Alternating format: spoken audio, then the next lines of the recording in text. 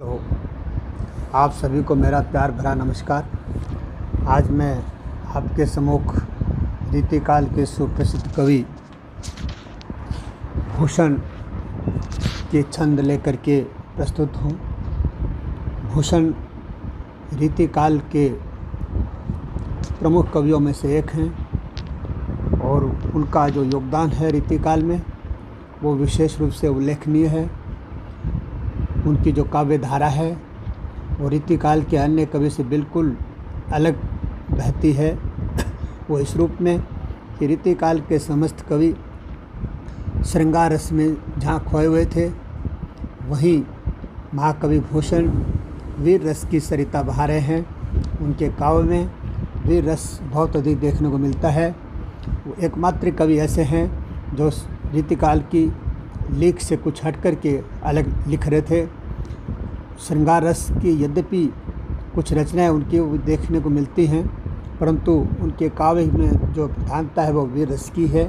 इसलिए उनके अध्ययन के बिना रीतिकाल का अध्ययन अपने आप में अपूर्ण रह जाता है, अधूरा है। इसलिए उनका अध्ययन करना भी रीतिकाल में बहुत अधिक आवश्यक हो जाता है, तभी हम रीतिकाल का संपूर्ण अध्ययन कर पाएंगे। तो सबसे पहले उनकी परिचय लेते हैं। महाकवि भूषण का जन्म कश्यप गोत्रीय ब्राह्मण परिवार में विक्रम संवत 1670 में हुआ था। वे मतीराम एवं चिंतामणि त्रिपाठी के भ्राता थे। ये मतीराम एवं चिंतामणि रीतिकाल के बहुत सुप्रसिद्ध कवि हुए हैं। इनका नाम यानी भूषण का वास्तविक नाम क्या था ये कोई नहीं जानता। इतना कहा जाता है कि चित्रकूट के सोलंकी राजा रुद्र ने इन्हें कवि भूषण की उपाधि से विभूषित किया था। तभी से इनका नाम भूषण साहित्य जगत में प्रसिद्ध हुआ। भूषण को अपने जीवन काल में अनेक आश्रयदाताओं का संरक्षण मिला, क्योंकि रीतिकाल के में लगभग सभी कवि किसी न किसी आश्रयदाता के आश्रय में रह कर के काव्य रचना करते थे। तो भूषण भी इसमें अछूते नहीं हैं। उनको जिन आश्रयदाताओं का संरक्षण मिला, जिनमें हृदयराम सोलंकी, साहू जी, बाजीराव, चिंतामणि, जय सिंह, छत्रसाल और शिवाजी यानी छत्रपति शिवाजी के नाम लिए जाते हैं, किंतु भूषण को प्रमुख आश्रय छत्रपति शिवाजी से मिला और महाराज छत्रसाल से भी उनको पर्याप्त सम्मान मिला था और बड़ी इज्जत छत्रसाल महाराज जी इनकी करते थे। इसलिए छत्रसाल की प्रशंसा में भी इन्होंने बहुत से पद लिखे हैं। इनकी रचनाओं की बात करें तो भूषण की मुख्य रूप से 3 ही रचनाएं महत्वपूर्ण हैं। उनमें से पहले शिवराज भूषण, दूसरी शिवा बावनी और तीसरी छत्रसाल दशक। भूषण उल्लास, दूषण उल्लास और भूषण हजारा नामक अन्य 3 ग्रंथों का भी इनकी रचनाओं के रूप में उल्लेख मिलता है, किंतु ये वर्तमान में उपलब्ध नहीं है। भूषण की शिवराज भूषण नाम की जो रचना है वो पूरी तरह अलंकार ग्रंथ है। इसमें काव्य के अलंकार नामक शोभावर्धक अंग का विवेचन किया गया है। इसमें दोहों में अलंकारों के लक्षण दिए गए हैं और कवित्व व सवैयों में स्वरचित उदाहरण दिए गए हैं। शिवा बावनी में शिवाजी के शौर्य से संबंधित छंद हैं और यह श्रेष्ठ मुक्तक काव्य माना गया है। इनके काव्य में यानी भूषण के काव्य में मुख्य रूप से अगर देखा जाए तो वीर रस का परिपाक अधिक देखने को मिलता है और वीर रस का स्थायी भाव उत्साह माना गया है। साहित्य शास्त्र के अनुसार उत्साह स्थायी भाव का विकास केवल युद्ध में वीरता के प्रदर्शन से ही नहीं होता है, अपितु दान, दया, धर्म आदि लोक मंगल के क्षेत्रों में यह शुद्ध सात्विक प्रति अपने शुद्ध रूप में उपस्थित रहती है। उत्साह की इस सात्विक प्रति की व्यापकता को देखकर काव्याचार्यों ने वीर रस के 4 भेदों की चर्चा की है। उनमें से पहला है युद्धवीर, दूसरा दयावीर, तीसरा दानवीर, चौथा धर्मवीर। यानी ये 4 गुण जिसमें विद्यमान हैं वही व्यक्ति वीर माना गया है और वही काव्य वीर रस से परिपूर्ण माना जाएगा जिसमें इन चारों चीज़ों की चर्चा की गई हो। साहित्यकार अपने काव्य में इन सभी वृत्तियों का चित्रण करके वीर रस का परिपाक करते हैं चारों भेदों से ही वीर रसपूर्ण होता है। एक भी अगर कम है तो काव्य दोष माना जाएगा। इस प्रकार ये भूषण कवि का परिचय प्रस्तुत किया और अब हम आपके पाठ्यक्रम में संकलित उनके छंद लेते हैं। पहला छंद मैं प्रस्तुत कर रहा हूँ। देखिए कवि ने क्या कहा है। साजी चतुरंग सेन अंग में उमंगधारी, सरजा शिवाजी जंग जीत न चलत हैं। भूषण भनत नाद बीहद नगारन के, नदी नद मद के बरन के रलत हैं। एल फेल खेल भेल खलक में गेल गेल गजन की ठेल पेल सेल उलसत हैं। तारा सो तरनी धूरी धारा में लागत जिमी थारा पर, पारा पारावार यूँ हलत हैं। कवि ने बहुत सुंदर तरीके से अनुप्रास अलंकार की 26वें पिरोई है, वो हम बाद में देखेंगे। पहले इसके कठिन शब्दों को देख लें। चतुरंग का मतलब चारों अंग वाली सेना, यानी ऐसी सेना जिसमें पैदल, हाथी, घोड़े और अश्वारोही सेना, गद सेना आदि सभी उसमें हो।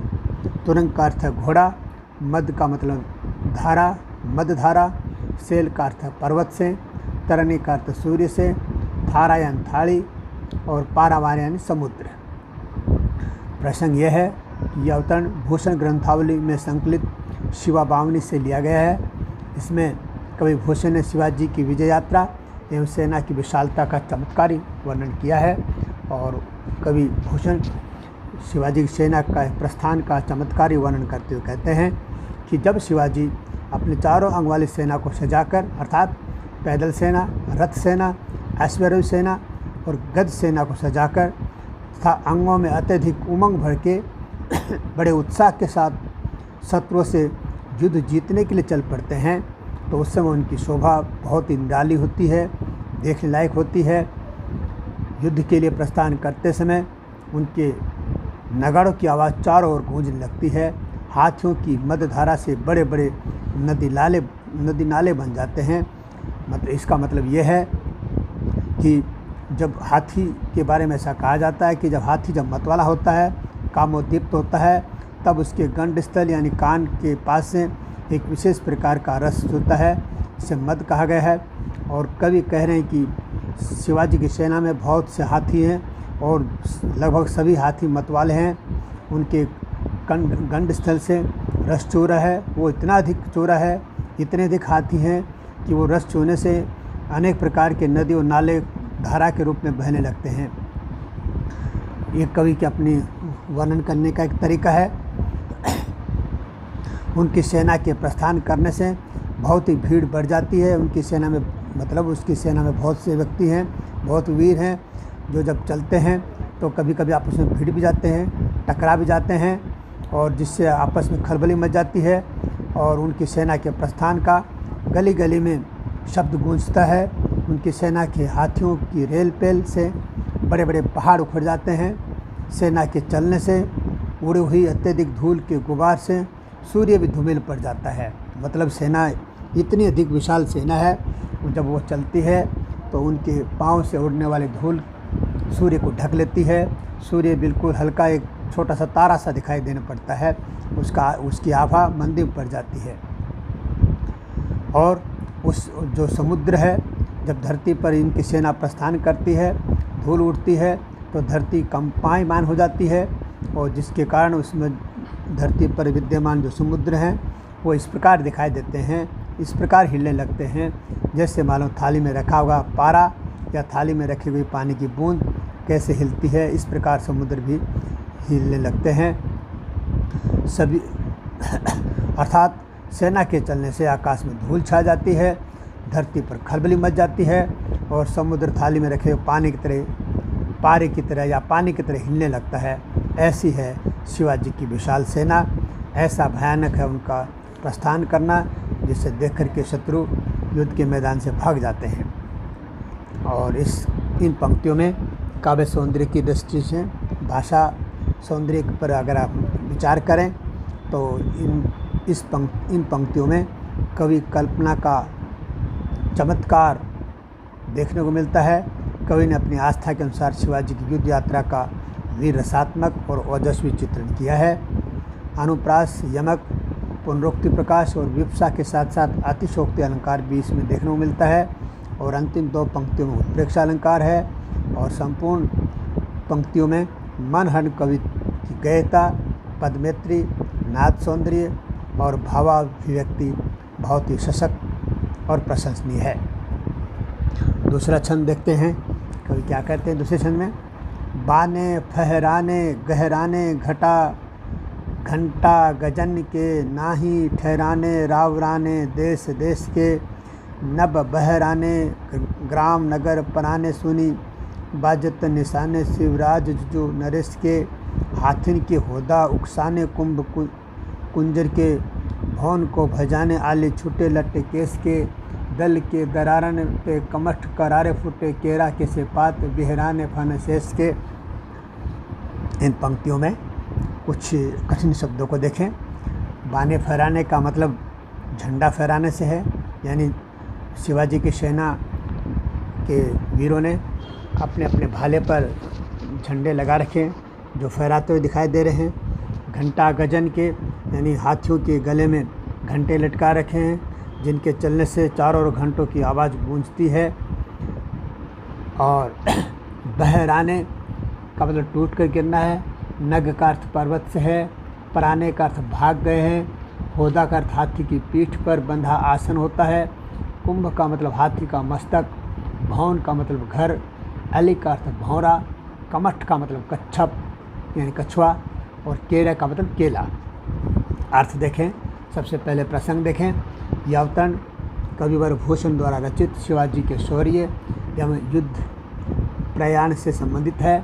इसमें सेना के प्रयाण का बहुत ही चमत्कारी पूर्ण वर्णन किया गया है।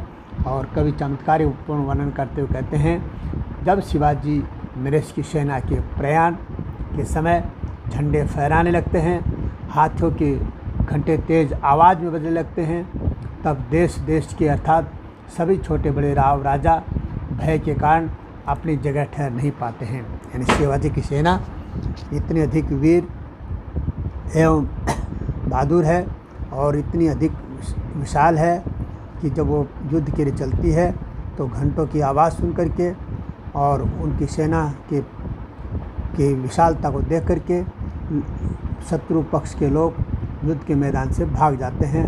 वो अपनी जगह ठहर नहीं पाते हैं। उनके धौंसे व नगाड़े बजने की आवाज़ से पर्वत भी दरकने लगते हैं तथा उस आवाज़ से भयग्रस्त शत्रुओं के गांव और नगर के निवासी भी भाग जाते हैं। डर के कारण उनके सामने कोई टिक नहीं पाता है।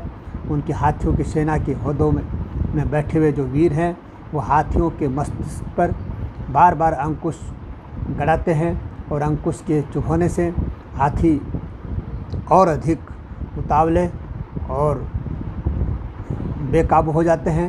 वो शत्रु की जिसे देख करके शत्रु की सेना के लोग आसपास से भाग जाते हैं, लोग घरों से भाग जाते हैं। और उसका परिणाम ये भी निकलता है कि शत्रु पक्ष की जो सुंदरियां हैं, स्त्रियां हैं, महिलाएं हैं, उन्होंने उनके केश जालों में यानी बालों के अंदर जो भौरे फंसे रहते थे वे भी डर के कारण भौरे उन बालों को छोड़ करके भाग जाते हैं। यानी महिलाओं के उन स्त्रियों ने इतने सुंदर श्रृंगार कर रखे थे, इतने सुंदर मादक, इतने सुंदर पदार्थ बालों में लगा रखे थे जिसके कारण भंवरे आकर्षित होकर उनके बालों में गुथ जाते थे।